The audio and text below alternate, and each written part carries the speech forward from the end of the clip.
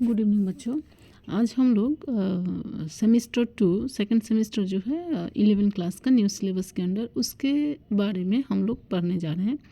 और हमने यहाँ से एक पोएम से स्टार्ट किया है, my last touches.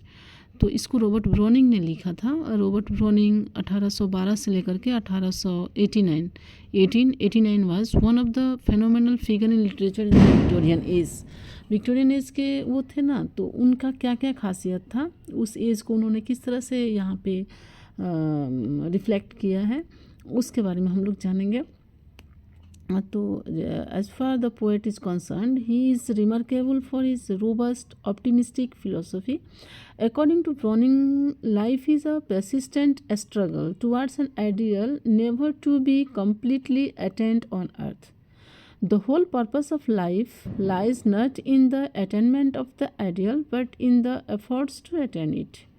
Failures and sorrows are necessary for the progress of the soul as they urge us towards the higher ideal. Life is to be judged not by the amount of worldly success, but by the aim and energy and devotion to some ideal above and beyond us. तो यहाँ पे हम लोग बच्चों ब्रोनिंग के बारे में हमने पढ़ा। यहाँ पे जो ड्रामेटिक मोनोलॉग है, जो पोएम है, वो किस चीज़ के बारे में आपको पता है। यहाँ पे एक राजा था जिसने अपने ईगो में, जो विक्टोरियन एज का जो ईगोइस्टिक था, उस समय के जो सोशल स्टेटस था, जो फीमेल का स्टेटस था सोसाइटी में, उस चीज़ को राइटर ने बड़े अच्छे ढंग से प्रस्तुत किया। कविता के बारे में थोड़ी सी बताती हूँ आप लोगों को। My last duchess was first published in dramatic lyrics इन 1842। इसका नाम था तब इटाली, लेकिन बाद में इसको चेंज करके क्या किया गया, माय लास्ट डचेज। और ये ड्यूक फेरेरे का ये स्टोरी है। तो हम लोग पोएम के बारे में थोड़ा सा जान लेते हैं। The widowed Duke of Ferrara is showing his art collections to envy of the count whose daughter he possesses to marry। यानी इस बार जो राजा है फेरारी जो है, उसने उसकी पहली पत्नी को उसने मर्डर करवा दिया था, और वो दूसरी शादी करने के लिए जो वहाँ का काउंट है उसको बुलाया है, उसके बेटी से शादी करेगा। तो उसने अपने पहली पत्नी यानी जिसका उसने मर्डर करवा दिया था उसके तस्वीर को दिखाता है, पोर्ट्रेट को दिखाता है, और उसके बारे में बताता है कि क्यों इसने करवाया, अपने वाइफ को उसने क्यों मरवा डाला। He draws his attention to the lifelike portrait of his former wife and adds that he considers it a wonderful piece of painting. This portrait was drawn by the painter Fra Pandolf in a day. The Duke says that the lady had a very pliable heart.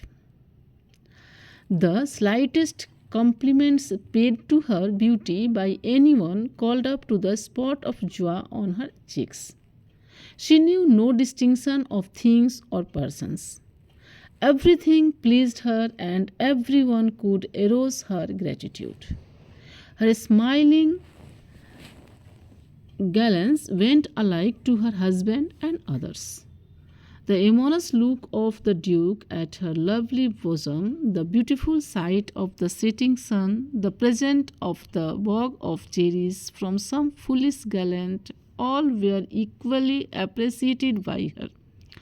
वो status conscious नहीं थी। वो जो lady थी वो बड़े ही gentle sober nature की थी। वो किसी बड़े छोटे में कोई भेदभाव नहीं करती थी, सबके साथ घुलना मिलना पसंद करती थी, सबको प्यार से बातचीत करती थी, जो राजा को बिल्कुल भी पसंद नहीं था। राजा चाहता था कि वो स्टेटस को मेंटेन करे, वो अपने से छोटे लोगों के साथ ना मिले जुले, वो राजा को राजा समझे, और राजा के सिवा वो किसी के साथ उसका कोई दोस्ती कोई बातचीत ना हो। तो ये पॉजेसिवनेस जो था राजा का, कुछ उसका क्वालिटीज़ मैंने यहाँ पे मेंशन किया है, आप लोग देखिएगा। तो Andrew her blissful smile. She thanked men in such a manner that it appeared that she made no distinction between the invaluable gift of an old family name he had conferred on her by marrying her and the trifling gifts presented to her by her admirers। मतलब राजा 900 साल का इतिहास जोड़ता है रानी के साथ कि मेरा जो ख़ानदान है वो 900 सालों से इस देश का एक बहुत ही महान ख़ानदान था, जो ख़ानदान का मर्यादा मैंने अपने पत्नी को दिया उससे शादी करके। तो उसका ये धर्म बनता है, उसका ये रिस्पॉन्सिबिलिटी बनता है कि वो उस मर्यादा को मेंटेन करे और वो जैसे तैसे लोगों के साथ ना मिले जुले, वो सभी के साथ एक फ्रेंडली बिहेवियर ना करे, उसमें प्राउड होना चाहिए, ईगो होना चाहिए, उसमें एक स्टेटस मेंटेनेंस, सोशल स्टेटस का ध्यान होना चाहिए।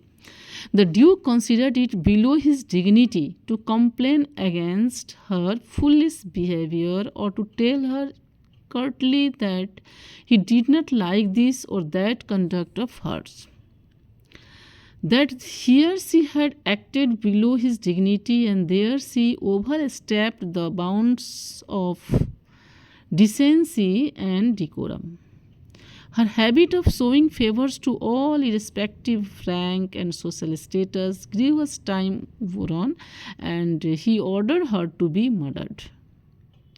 The Duke asked the ambassador to go downstairs. He tells the latter that his master, the Count, would not deny him and handsome dowry he is expecting from him, though his principal object is to marry the Count's fair daughter and not to win a rich dowry.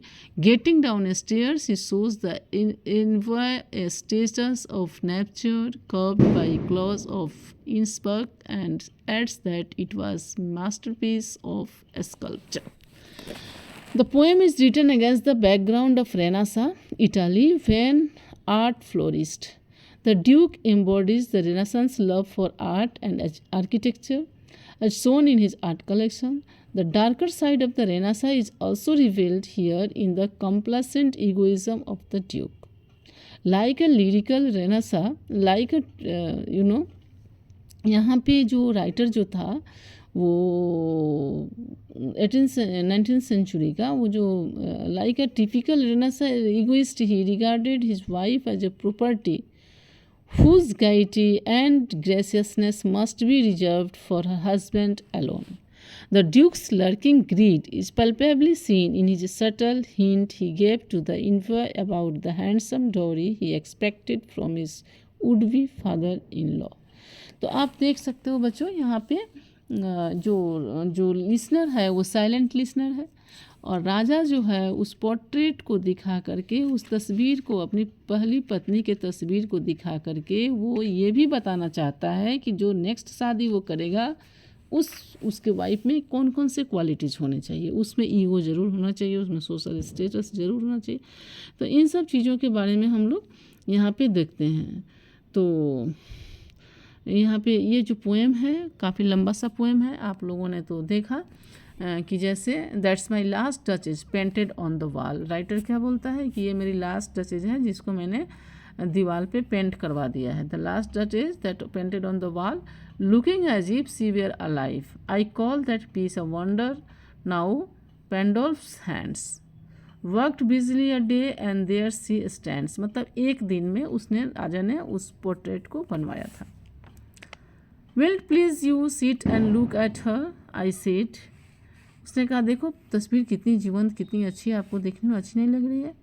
Fra Pandolf by design for never read, वो जो painter था उसका नाम यहाँ पे उसने राजा ने बताया है। Strangers like you that pictured countenance, तो उसने कहा कि जो स्ट्रेंजर्स हैं, जो नहीं जानते हैं इसके बारे में, उसके लिए वो तस्वीर में उसने बता रहा है कि उसने क्यों मारने का आदेश दिया, क्यों मरवाया उसने अपने वाइफ को।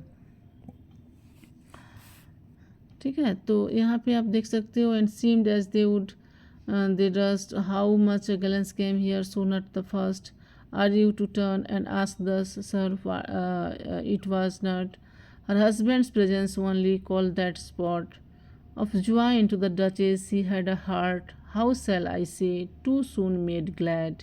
मतलब जल्दी खुश हो जाना राजा के नज़र में बुराई था। Too easily impressed, she liked whatever she looked on and her looks went everywhere. वो जो भी देखती थी उसको पसंद करती थी और हर चीज़ को देखती थी। Sir, it was all one, my favor at her breast.